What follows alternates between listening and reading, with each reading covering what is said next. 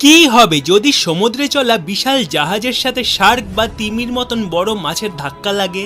চমৎকার একটি তথ্য আপনাদের সাথে শেয়ার করব, তাই আমাদের অ্যামেজিং নলেজ বেঙ্গলি চ্যানেলটি সাবস্ক্রাইব করে নিন। আর আমাদের অ্যামেজিং নলেজ বেঙ্গলি চ্যানেলের ভিডিও অডিও অন্য অনেক নকল চ্যানেলেই ব্যবহার করা হয়, তাই আপনারা আমাদের আসল চ্যানেলটি সাবস্ক্রাইব করে পাশে থাকবেন।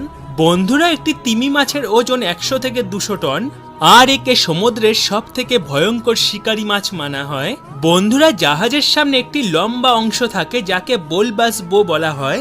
এর কাজ হলো চলতি জাহাজের সামনে যদি কোনো ভারী জিনিস পড়ে তাহলে তাকে সরানো।